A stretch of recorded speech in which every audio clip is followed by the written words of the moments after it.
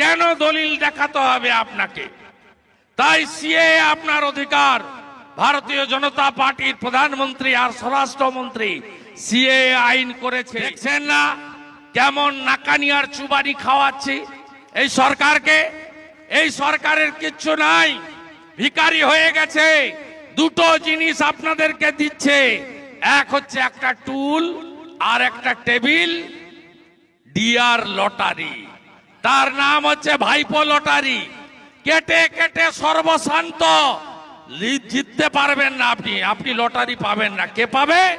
তোলামূলের MLA বিবেক গুপ্তার বউ পাবে, তোলামূলের MLA Rajen Singh এর ভাই পাবে, কেষ্ট পাবে, তার মেয়ে সুকন্যা পাবে। আপনি পাবেন না।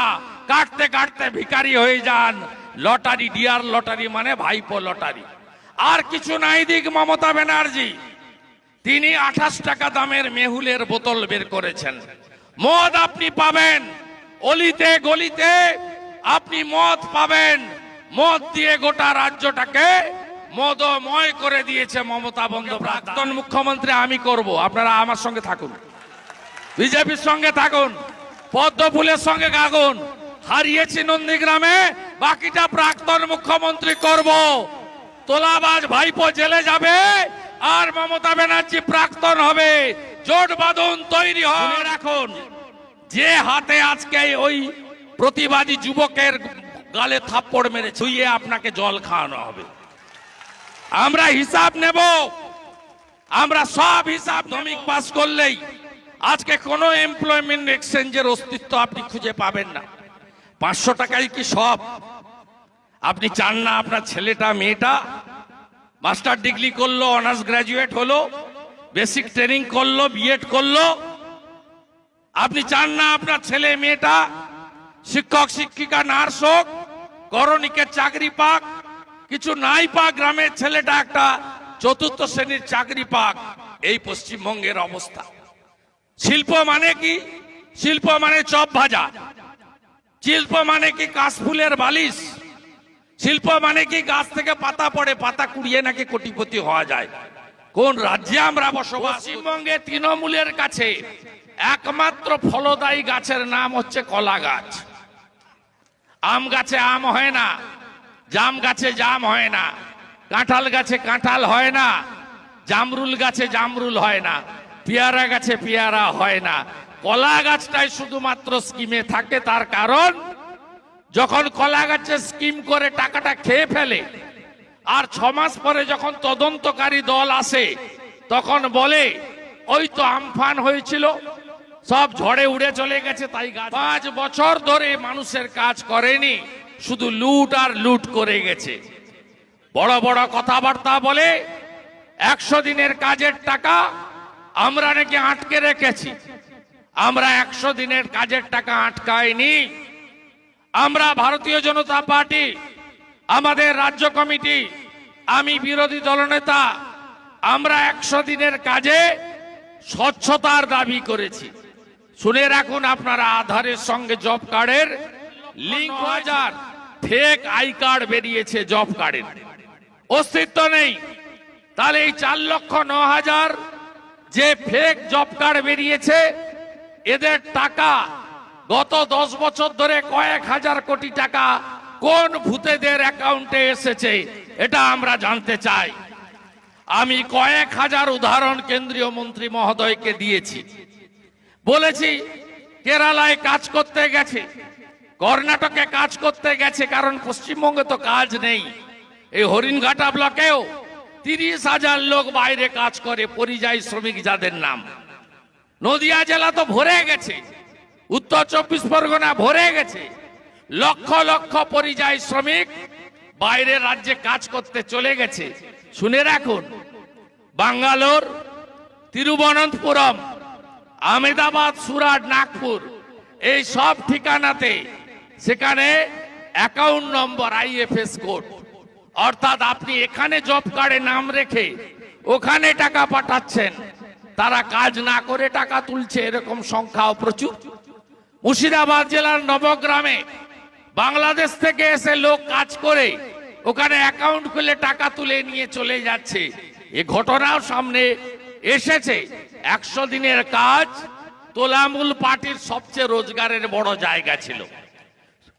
100 দিনের কাজের সুপারভাইজার, মানরেগার সুপারভাইজার, যারা পঞ্চায়েত প্রধান, বিডিও, নির্মাণ সহায়কদের বড় অংশ হাজার হাজার কোটি টাকা লুট করেছে পশ্চিমবঙ্গে। মানরেগা চালু হওয়ার পরে 2021-এর ডিসেম্বর মাস পর্যন্ত এই রাজ্যে 40,000 কোটি টাকা ভারত সরকার দিয়েছে। আমি দায়িত্ব নিয়ে বলতে পারি 10,000 কোটি টাকা চুরি করেছে তৃণমূলের লোকেরা। ছোট থেকে বড় হাজারে হাজারে তৃণমূলের লোকেরা করেছে। আপনাদের যদি আমি প্রশ্ন করি যে আপনি কেন্দ্রীয় সরকারের মানরেগার অন্তর্ভুক্ত আইবিএস বলে একটা স্কিম আছে, জব কার্ড হোল্ডারদের 15,000 করে টাকা দেওয়া হয় স্বনির্ভর করার জন্য। তাতে আপনি গাই গরু কিনতে পারেন। কেউ পেয়েছেন 15,000 করে টাকা আইবিএস এর? উত্তর নাই। আপনার যদি ছোট্ট একটু জায়গা থাকে, আপনাকে ফলবতী গাছ, যে গাছ ফল দেয় সেই গাছ লাগানোর জন্য আইবিএস স্কিমের মাধ্যমে 15,000 করে টাকা বরাদ্দ করা হয়েছে। কেউ পেয়েছে? চোরেরা পঞ্চায়েত ব্যবস্থাটাকে একটা কামানোর জায়গা করেছে। আপনি ভাবতে পারেন বহরমপুর পুরসভার পৌর প্রধান, পৌরকর্মী ছিলেন, তার বাচ্চার জন্মদিনে 50 লাখ খরচ করে, সোশ্যাল মিডিয়ায় ঘুরে বেড়ায়। ভরতপুরের এমএলএ 10 দিন আগে তার জন্মদিনের পার্টি করেন, বাংলাদেশ থেকে অভিনেত্রী নিয়েছে 10 লক্ষ টাকা খরচ করে। আর টাকা আপনি খুঁজছেন মাথার ছাদ, ওই আবাস যোজনা কখন পাবো, সামান্য দাবি আপনার, মোদিজি দিতে চান, এরা আপনাকে দেয় না। তৃণমূলের নেতারা কিনছে ফ্ল্যাট টাকা রাখার জন্য। এখানেও দেবনাথ বাবু আছেন এজেন্ট, এখানে হরিণঘাটার দেবনাথ বাবু, তিনি নাকি মানহানির মামলা করবেন আমার বিরুদ্ধে কল্যাণী কোর্টে। তা করেন না ভাই। তোমার সঙ্গে ওই মোটা পার্থর কত ছবি, আর চিটাগুড়ের ব্যবসা, আর পার্থর বউ যখন মারা গেছিল তুমি আর কল্যাণীর টিঙ্কু মিলে গাড়ি ভর্তি করে আনাজ নিয়ে গেছিলে, এগুলো সবাই জানে। পার্থ যখনই ওই চোর পার্থ, মোটা পার্থ, ফ্রেঞ্চ কাট তার দাঁড়ি, 120 কেজি তার ওজন, 70 বছর তার বয়স, হাঁটুর নিচের ছোট ছোট বাচ্চা বাচ্চা মেয়েরা যার বান্ধবী, অর্পিতা, মোনালিসা, কঙ্কনা, অঙ্কনা, অঙ্কিতা, ববিতা, কত রকমের নাম, পাড়ায় পাড়ায় বান্ধবী। এই তৃণমূলকে ঝাঁটিয়ে পরিষ্কার করতে হবে আপনাদের।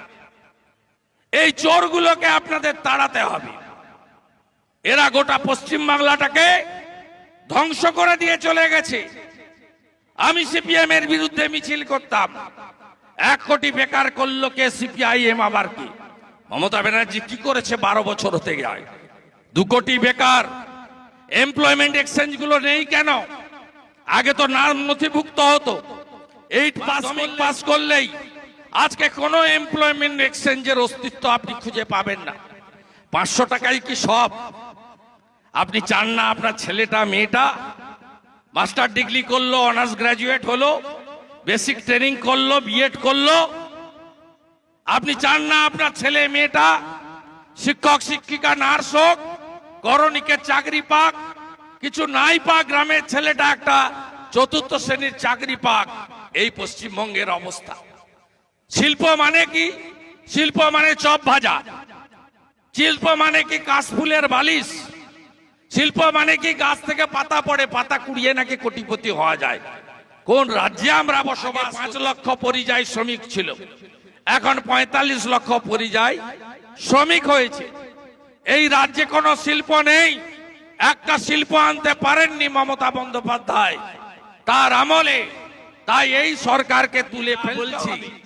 একটু আগে আসার সময় একটা ইউটিউবে দেখছিলাম, আসানসোলের সাংসদ শত্রুঘ্ন সিনহা বলছে যে সবচেয়ে বেশি দুর্নীতি হয়েছে শৌচালয়ে আর আবাস যোজনায়। সকালবেলা চালচোর মন্ত্রী এসেছিল, খাদ্যমন্ত্রী, গোটা মধ্যমগ্রামটাকে বেচে দিয়েছে। শপিং মল আর হাউসিং গোটাটাকে বেচে দিয়েছে। ওই চোর মন্ত্রী এসেছিল, কেমন দেখলেন? দিদির দুধ প্রতিবাদ করতে গেছে, সপাটে চড় মারছে, এলাকায় রাস্তা নেই মানুষ বলতে গেছে, এই সামনে 20 কিলোমিটার দূরে দত্তপুকুরে গালে চড় মারছে। এদের সাহস হয় কোথা থেকে? এই ঔদ্ধত্য হয় কোথা থেকে? এরা বিচারপতিকে মারতে যাচ্ছে, এরা থানা ভাঙছে, শিক্ষা প্রতিষ্ঠানে তৃণমূল নেতার আইবুড়ো ভাত হচ্ছে। কালকে তারকেশ্বরে ছবি দেখুন, কোথায় নিয়ে গেছে এটা। শুনে রাখুন, যে হাতে আজকে ওই প্রতিবাদী যুবকের গালে থাপ্পড় মেরেছেন, বিজেপি সরকার হবে আর এই ভিডিওটাও হারিয়ে যাবে না। ওই দুটো হাত দিয়ে ওই ছেলেটার পা ধুইয়ে আপনাকে জল খাওয়ানো হবে।